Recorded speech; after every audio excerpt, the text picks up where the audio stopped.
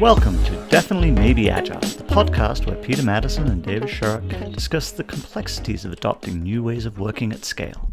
Hello, everybody, and it's really nice to be here again. And I've got my good friend Dave and my new friend Mark, who I'm looking forward to the conversation today. So, Mark, would you like to go ahead and introduce yourself?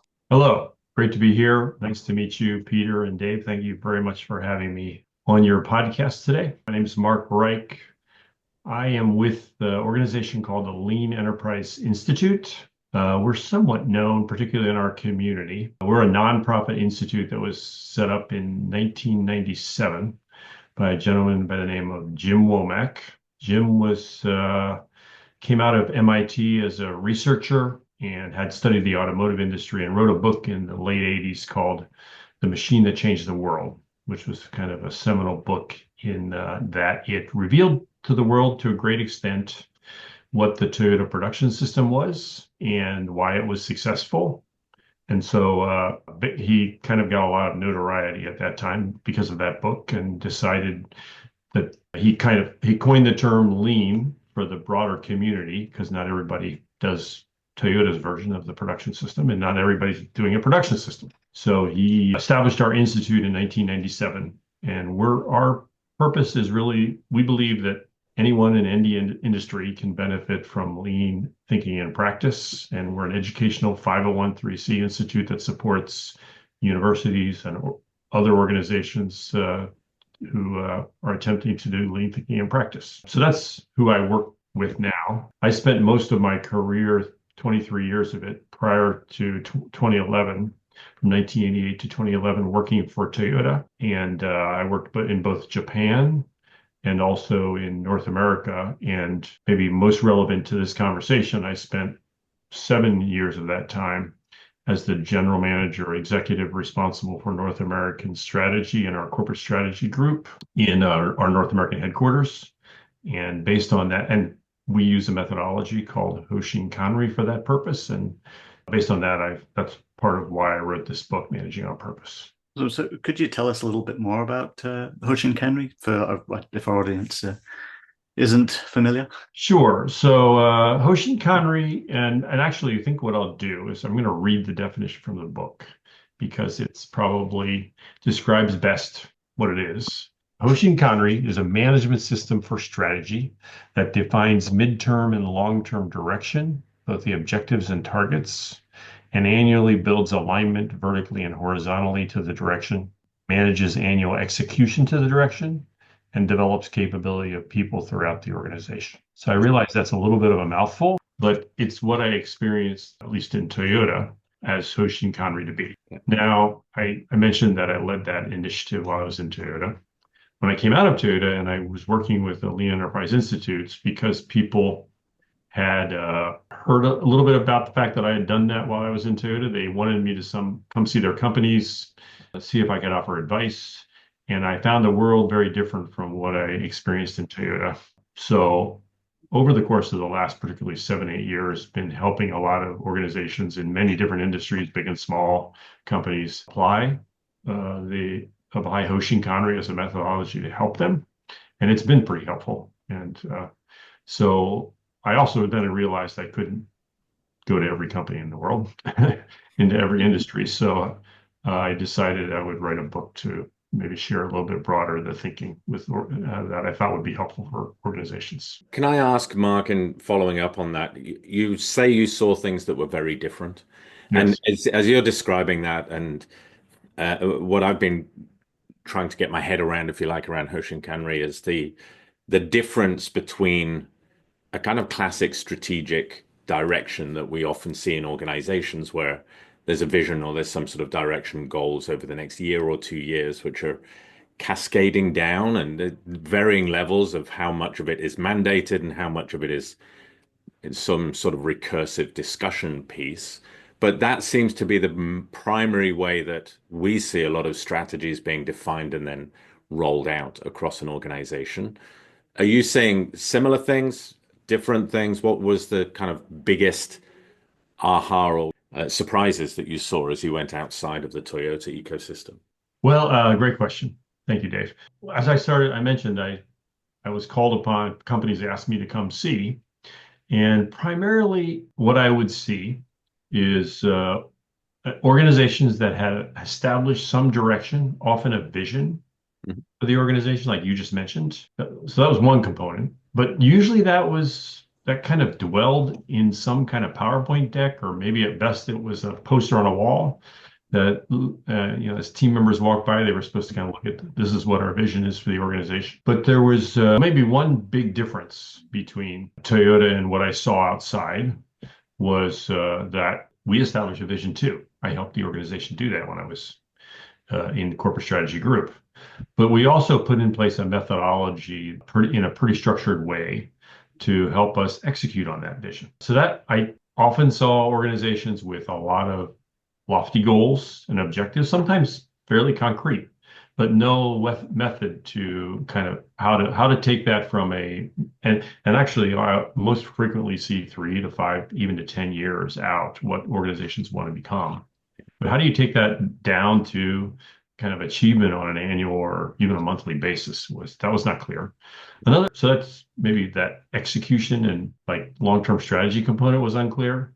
But I would say also that the part of that methodology being how do we engage the organization? And like you kind of alluded to there, Dave, this was also something that was usually developed by a fairly select small group of people with and sometimes with a consultant to help them create their strategy, to define their business objectives. But there was very little engagement with people in the organization, up and down.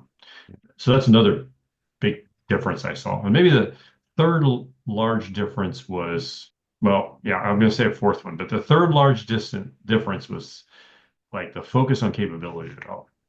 In Toyota, this was a Hoshin Kanri or strategy was a way to develop particularly executives in the organization. And I talk about it in my book because, it's an opportunity for leaders to kind of lead beyond their silo of responsibility. And this is another issue in organizations you see is they kind of function in silos because, you can give a leader a responsibility for an objective that usually at the corporate level is going to span more than their function.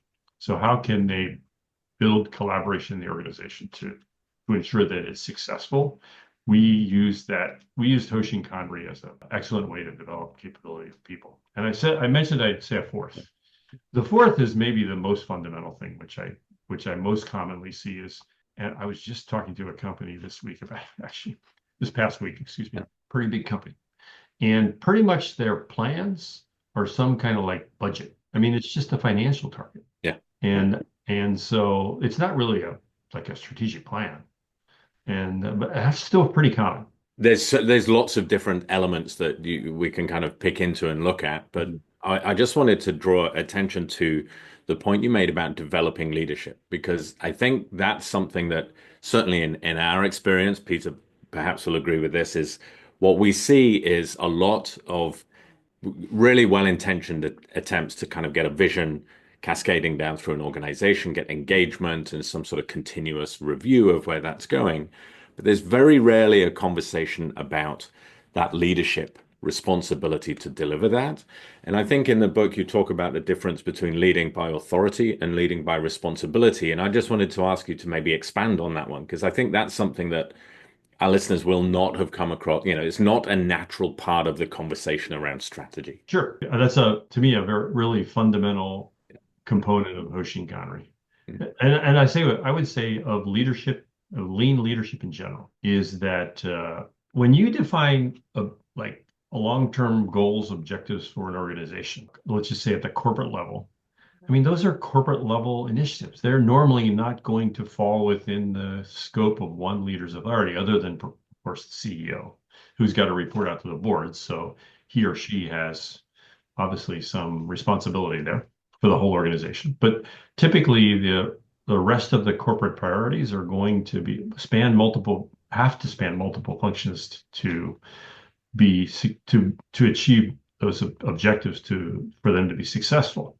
So I would say that how you navigate that is organizations struggle with significantly. I mean, because in many cases, The metrics are at the highest level, starting with financial ones, but it could be other metrics too, are defined often based on a functional basis. And they just, to use the word you just said, get cascaded into the organization. And then that leader is expected to achieve whatever objective is put in place. But if you think about the objectives as these long kind of strategic priorities for the organization that aren't just they're not just a metric. They're something the organization wants to become. In my book, the case study I take people through it's a story of a lawnmower company. They're struggling a lot. It's not a real company, by the way. And I mean, it's amalgamation of experience that I've had.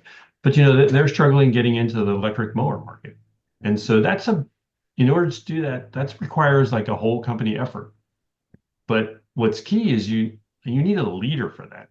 And the CEO can't manage everything. So in the book, the responsibility falls upon the leader of product development. In the book, she needs to develop the electric mower and the motor to be able to operate it. But that's not the only thing that has to be done, of course. You've got to make production ready to produce the mower. Marketing and sales has to consider how they're going to sell this product. But in the book, we give authority to that product development leader for all of that. So it becomes a test of their leadership, I think, to see how well can they pull in production to ensure that they're ready and that there's good synergy between product development and production to launch the production of the lawnmower. And how well is marketing and sales getting prepared and ready to get the lawnmower available, get it ready and known to the public before it comes out. That's the example in the book, or an example that I can give you of, leading. You have to lead by responsibility. Now you could say, well, we could just go to the CEO. If people aren't listening, go up to the CEO and tell them. But that's not what we want organizations to do. That's not efficient. Then you rely on one person to have to control everything. What you need is people in the organization that can kind of generate leadership, and people will follow.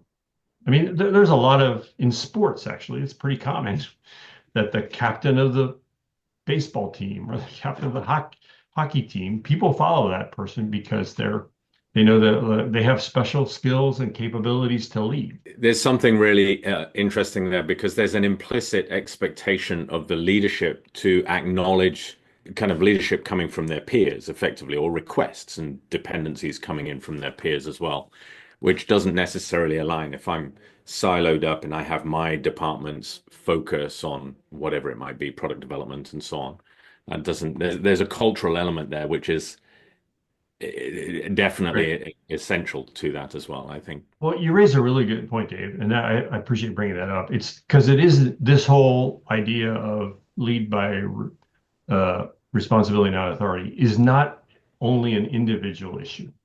This is a management system issue. The management system has to support that too, meaning that we can't solely depend on an individual leader. Otherwise, it's individually dependent to be able to exercise that kind of capability. The organization has to have a management system in place to ensure that they get aligned.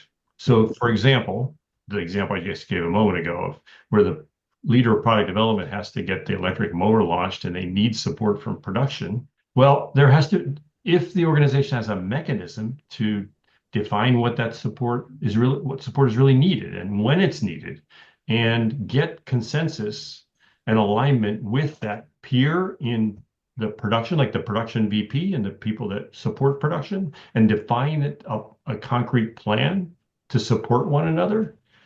That's required too. This isn't just about, like just you identify a great leader and magic will happen. It's a combination of the two. Yeah, that interdependence between the various leaders to that goal, where every leader's got their own set of incentives. And as you say, they're usually cross incentives where they're, hey, with your department, you've got to achieve these numbers, and versus as an aligned group, how do we get all those pieces and all the ducks in a row? Essentially, are we getting everybody lined up to agree that this is the top priority? We understand when it is. When are you going to need my people to deliver on this? And then we got the concepts around that.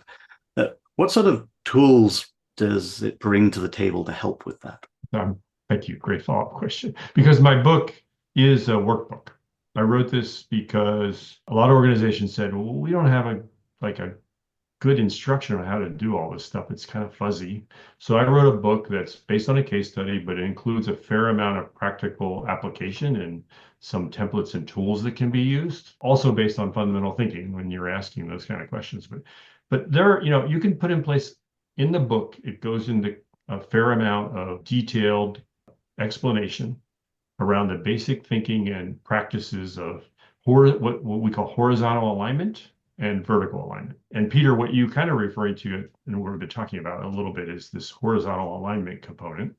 So, like in the book, for example, I introduce what's called like a horizontal alignment matrix, but it's fundamentally a worksheet for the organization for each objective and each activity that organization is planning, and with the leaders define what support they need from other groups, and and then create a mechanism to define what that support will be, and do they get consensus or not? And if there's not consensus, maybe homework needs to be done and they need to come back.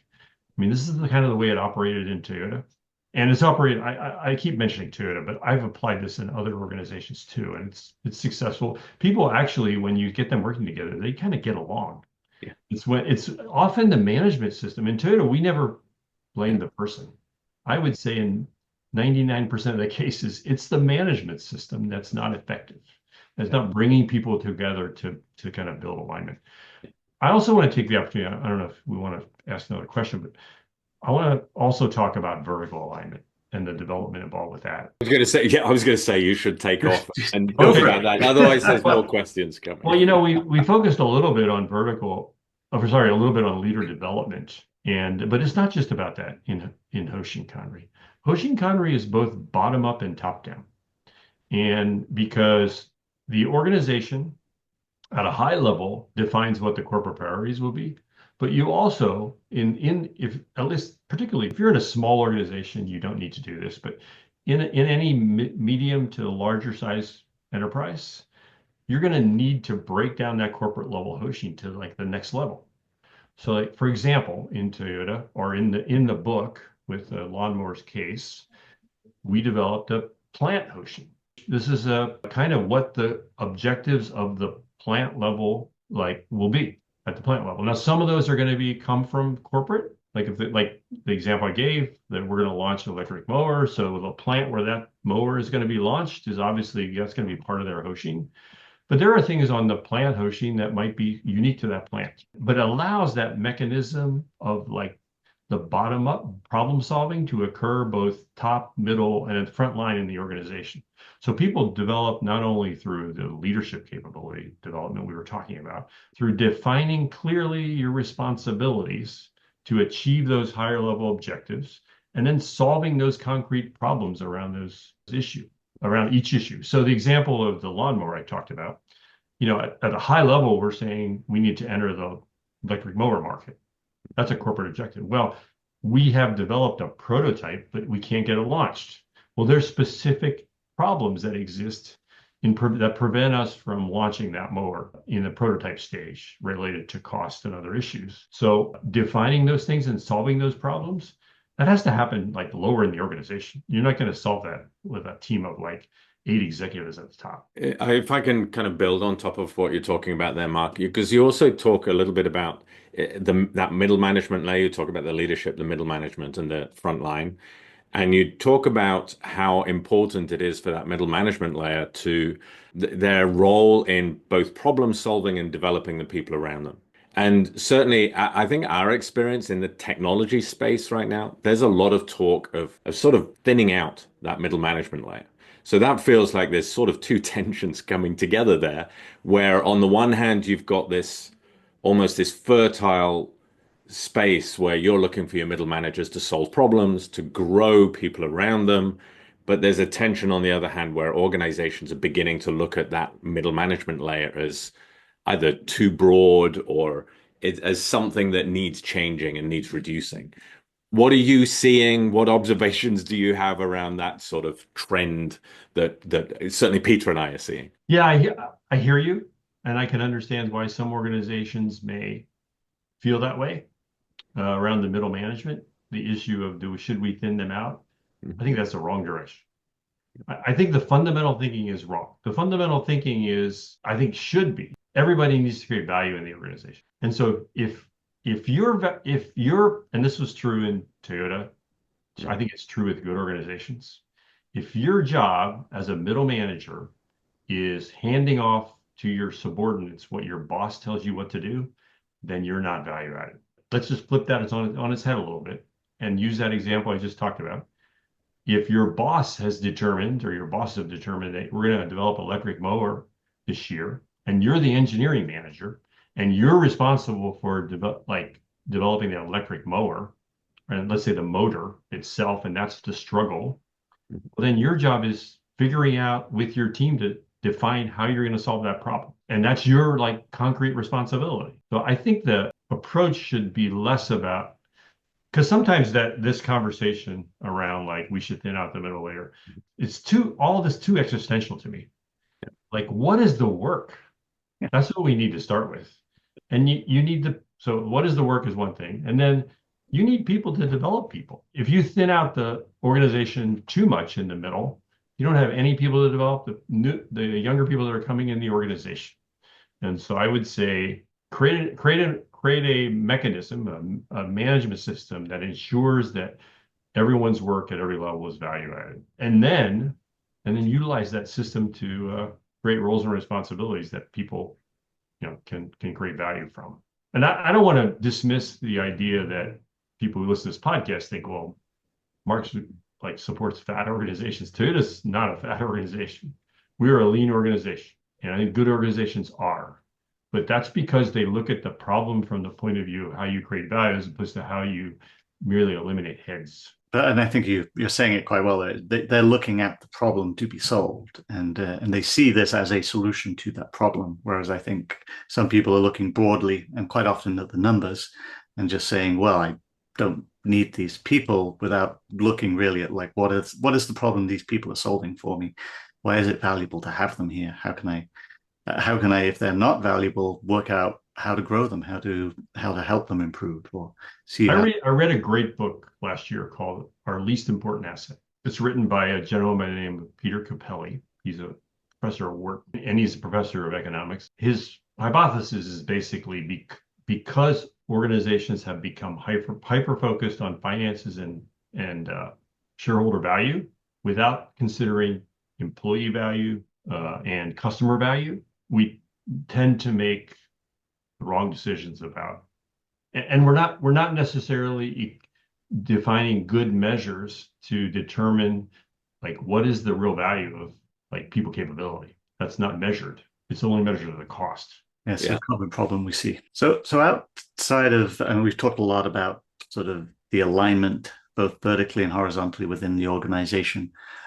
What other elements are you bringing to the table to help the organization get that strategy to execution alignment, or strategy to action alignment, as you describe it? Just take a step back, Peter, from we kind of delved a lot into the breakdown and how people are involved. But taking a step back, one of the fundamental kind of illustrations or structures that's explained in the book is that Hoshin is a process that kind of functions on an annual basis to ensure we're executing on strategy. But it's a process. So like any process, there are inputs to that process and there are expected outputs to that process.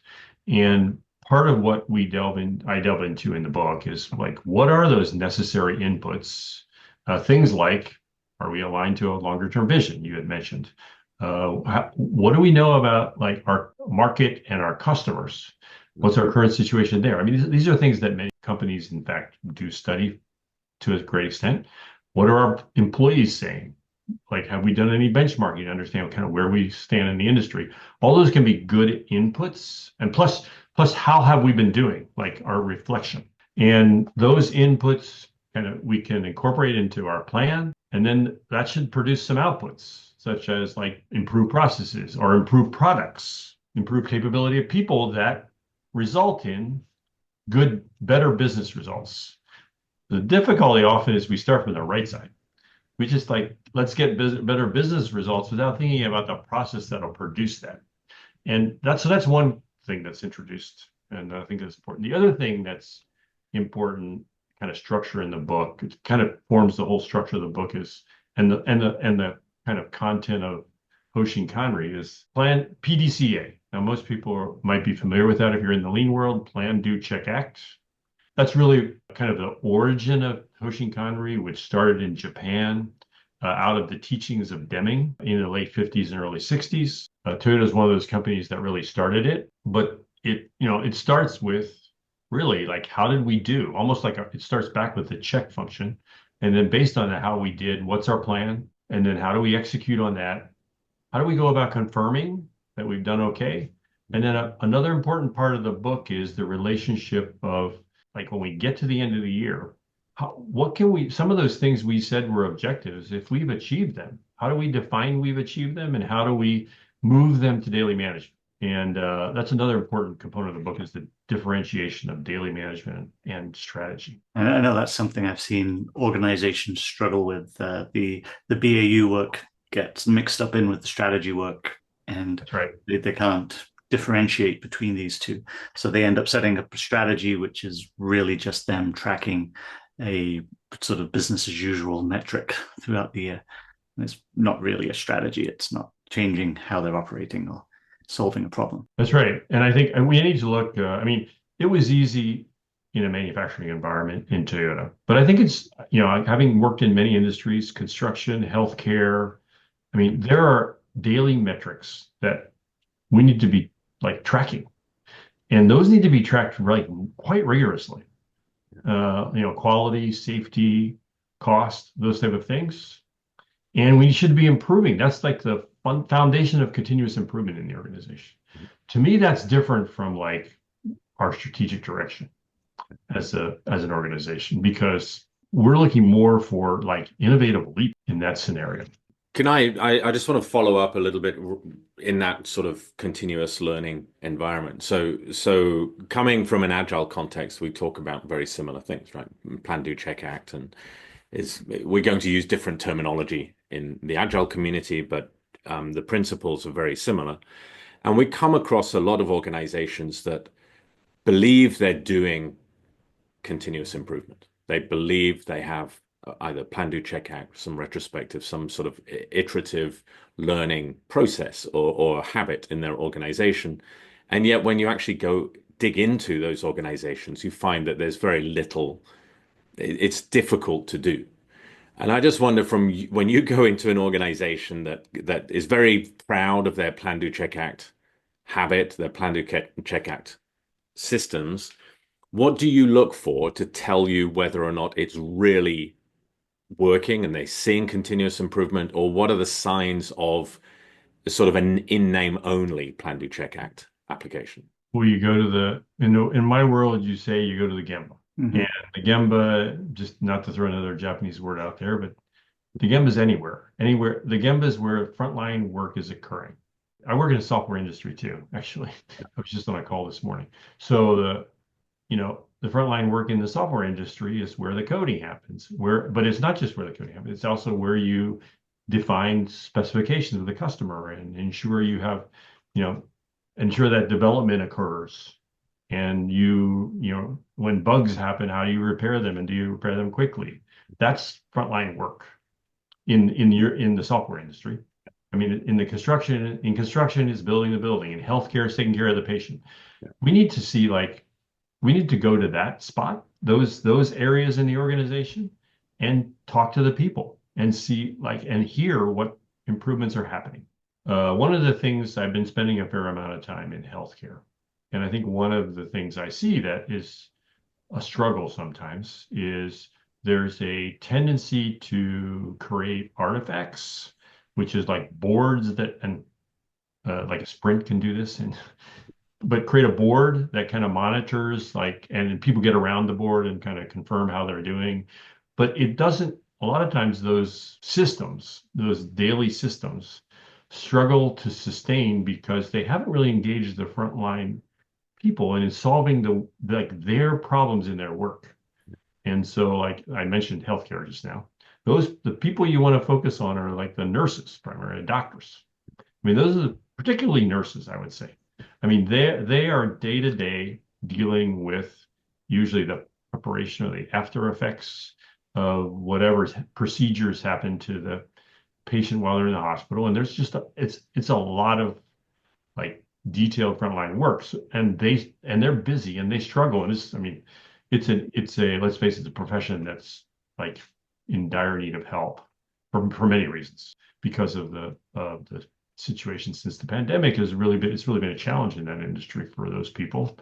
And how we focus on helping their work get better, that has to be the primary focus of leadership. How do you take away burden from those people, and so that their work becomes easier? I see that a lot in organizations where we've got this great plan where we're going to improve, even in software, where we're going to improve everything for software developers, but the decisions to improve are being made independently of the people actually doing the work, who could very well tell you that that's not the problem that needs solving. That's right. Well, we're almost at time here, and it's been fantastic having you on, Mark. So at this point in our conversations, we typically come up with sort of 1 to 3 points that we can all say we want to take away from the conversation with us. So I'm going to start with you, Dave, and say, what point would you like to take away from this conversation? There's a lot to jump around from, and we've really covered quite a few things. But I just, as I was just reflecting on the answer to that last question, you touched on something which is, I think, something we forget a lot when you said, and I'm going to try and paraphrase what you said, Mark, which was leadership's responsibility is going to the Gemba and really taking away burden from those on the front line. And I think that sentence is something that sometimes people forget. And that would be a key takeaway that I'm walking out of this conversation. I totally agree with that. and Mark, what would you like to take away? Well, I appreciate very much talking to both of you, the focus we've had on people. Admittedly, there are a lot of technical things, management system that you can do in an organization. But the center of it all is like human potential and people development. I mean, if we can tap into the creativity and capability of people up and down the organization, it's limitless. I mean, I know that from having worked in Toyota. I personally am a different person than I was 30 years ago before I worked in Toyota, and that's because Toyota puts such an emphasis on developing people, and I do see that in other organizations, and I appreciate that that we've had the chance to talk a lot about that today.